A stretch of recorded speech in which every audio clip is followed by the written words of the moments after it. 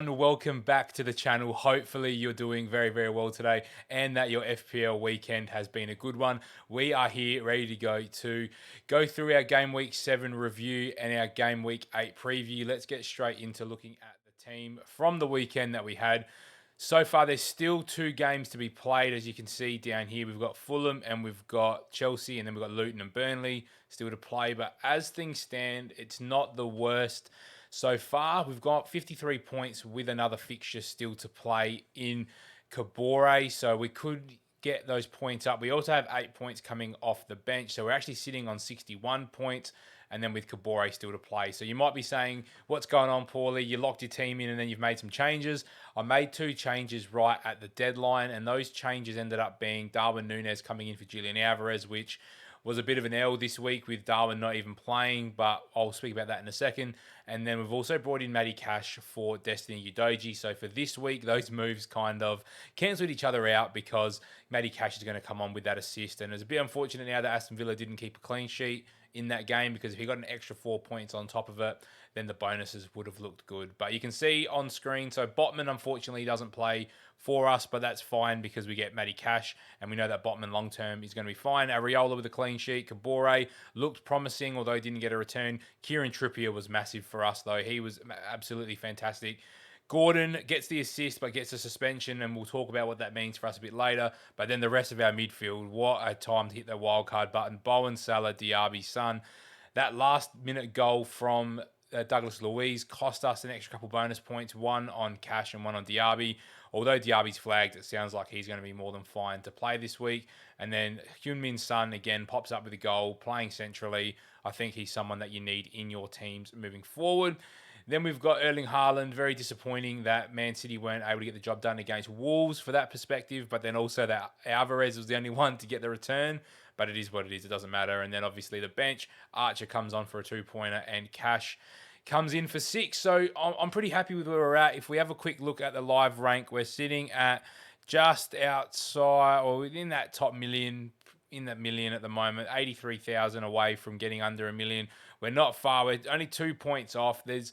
If Chelsea don't get a big result tonight, then we're going to be okay with getting inside that top million. If we can get anywhere near there, we're going to be fine. Safety score of 49, we're well clear of that at 61 with a game to go. So what I want to move into is a few transfer targets for us this week. Now, these aren't particularly going to be my transfer targets, but these are who I would be targeting for your transfers here ahead of Game Week 8. Maddie Cash in at 4.9 million, 22% owned across the board. And look at those fixtures there. Wolves away, West Ham home, Luton home, Forest away. I think if you don't own Maddie Cash and you need a defender that's cheap, I think you need to get on Maddie Cash ASAP, because he is going to go up. Again, he's going to become a 5 million defender by the deadline. But he is just looking absolutely phenomenal at the moment. His numbers moving forward are fantastic. You can see he's got 2 goals with 2.89 XG. He probably should have a bit higher XA as well. He's at 0.82, but he's got 34 from 34 points as well. He's had 14 shots. He's getting in these really advanced areas, and you can see that from his assists. He's getting right down the byline. They're playing, McGinn off the right, which is really good for Maddie Cash because it gives him that whole wing. So if you don't have Maddie Cash in your team, I think you need him. If you're wildcarding this week, you definitely need to get Maddie Cash in your team because those fixtures are absolutely fantastic. We're going to move into our midfielder for you guys to target. And for me, it's Musa Diabi.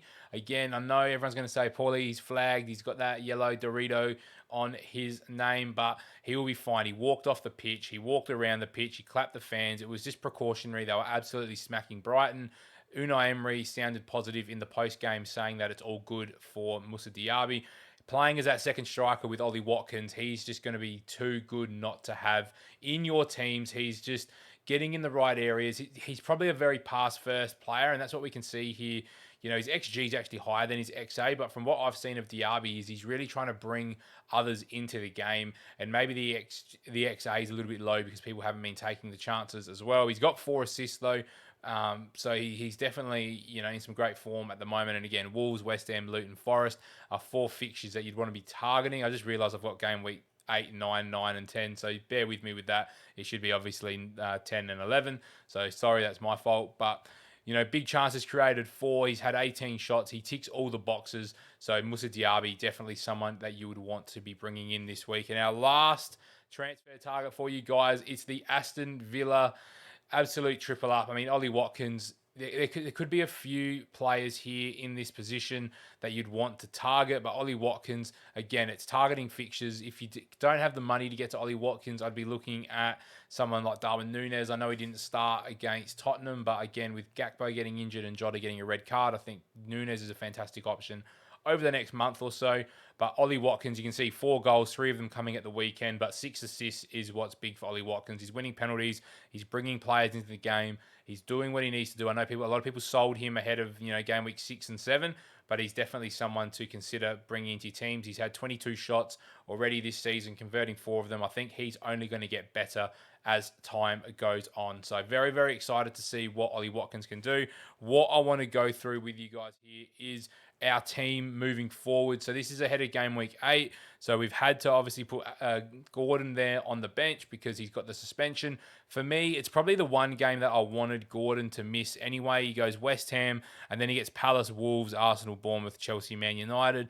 West Ham away is not an easy game. I don't expect Newcastle to absolutely dominate this one like they have against Burnley and Sheffield. So more than happy for Gordon not to start. Botman's on the bench. I just don't want to double up, as I've just said, on the Newcastle defence. So regardless of his injury status, they were going to be on the bench probably anyway for me. The reason that I could have Gordon on the bench is we get Archer here against Fulham. So that's a very important fixture for me, and I know Gordon and Archer do work really well. They rotate really well, so Archer will get minutes in this team. Haaland captain is not going to happen. We are going to actually captain Heung-min Son. I am planning to roll my transfer this week. You'll see why in a second, but we get Areola, Trippier, Cash. I just have to ride this Stupinan fixture. Kabore has Spurs and don't want to be playing him against Spurs. So a Stupinan against Liverpool, look, he could get an attacking return. Liverpool's defence isn't great, but neither's Brighton, so I don't expect a clean sheet in this game. But then our midfield looks really juicy here with Son against Luton, Salah against Brighton, Bowen against Newcastle at home. There's a world where I can see Bowen scoring and Trippier getting an attacking return. And then Diaby gets Wolves. We know Wolves away isn't easy. We've just seen Man City go there and lose. But I think that would have taken quite a lot out of Wolves. And I think Aston Villa will be able to make fun of that, or be able to at least take advantage of that's probably what I mean there. Darwin Núñez here, he has to start. This is the type of game where Darwin does play extremely well. He likes it Klopp likes to play Darwin in these games where we're going to have to press. I know against Spurs, I think we wanted a bit more control just to take their assets out of the game, which is why Cody Gakpo was there. Haven't heard any news on Gakpo's injury, but if it's not fantastic, then Darwin will start 100%. So happy to roll with Darwin, and then Haaland's Haaland. You're not going to take Haaland out. So the reason I want to roll my transfer is because game week 9, this is what we look like. Again, that's without a transfer. So this is with 2 free transfers. We can then deal with what we need to deal with. We can double up the Newcastle defence. Where benching is pretty easy between Archer, Estupinan, and Kabore. They kind of pick themselves. But then you get Bowen against Villa against Cash. That's fine, though. And then you get Diaby sort of playing in that game as well against West Ham. But we're lucky that we get Turner against Luton, so we don't have to worry about the West Ham defence. But then we get Everton at home, Fulham at home, with the attacking fixtures there, and then we get Brighton away and Everton at home with Darwin. So again, we're in a good position in game week 9. Then our wild card in game week 10 still sets us up really well. Darwin gets Forest at home. Haaland gets Man United. Salah gets Forest. We get Crystal Palace again. We get Luton here with Diaby and Cash. Areola gets Everton. So again, we're really well set up. So this is all without making transfers. Then game week 11, we can bench the double up of Gordon and Botman because Darwin has Luton, but then Archer gets Wolves at home. So I like the home fixture there for Sheffield United. So what our wild card has done for us has been allowed us to be able to get into a position where we don't have to make transfers. So part of my reasoning to getting Darwin was I was looking initially at getting Darwin in game week 10 for the start of this run, or was it game week 9? It might have been game week 9, actually. Sorry, it was. I was going to be bringing him in game week 9. So I was going to let the game week 7 and 8 fixtures go for Darwin and then bring him in here for the Everton run. But what I wanted to do was I thought, well, if I'm going to bring him in anyway, I might as well start with him on the wild card. I knew that I was taking a risk with Alvarez potentially getting a return against Wolves, and that's what happened. But I was okay with it being one return anyway. So for me, Darwin can absolutely explode during this run where Man City's run gets a little bit harder when they go Arsenal, Brighton, Man United, Bournemouth, Chelsea, Liverpool, Spurs. So I've taken that risk. So let me know in the comments, guys, what your plans are ahead of this game week. There's plenty of time if your rank hasn't been the best, but make sure you like, comment, subscribe. Make sure you get amongst it if you want more tips for your Fantasy Premier League. We're all here to try and get inside that top 100, and I'll see you guys later this week with some more FPL content.